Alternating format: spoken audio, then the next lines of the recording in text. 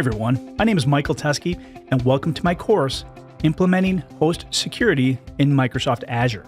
I'm an author evangelist at Pluralsight with more than 20 years working in IT operations, with 17 of those years as an IT operations and automation instructor focused mainly in the Microsoft world.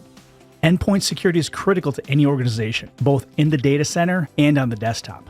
Defense in depth, they say. Well, what about our workloads in the cloud? Aren't they secure by default because, it's the cloud? Well, not so much.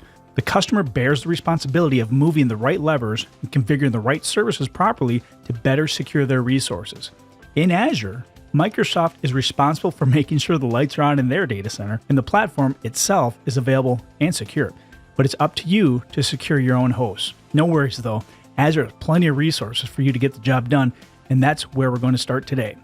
In this course, we will identify and locate some critical features and services to help better monitor and secure our endpoints, both on-prem as well as in the cloud. From update management to Azure Security Center, we'll flip the right switches to better improve your security profile while reducing your overall attack surface.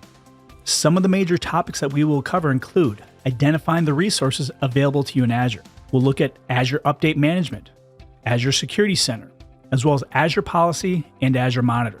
By the end of this course, you'll have a fundamental understanding of how to better secure your workloads both on-prem and in the cloud using the features and services provided by Microsoft. Before beginning this course, you should have a general familiarity with the public cloud infrastructure as a service, platform as a service, software as a service, as well as an intermediate understanding of managing on-premises workloads. I hope you'll join me on this journey to learn with my Implementing Host Security in Microsoft Azure course here at Pluralsight.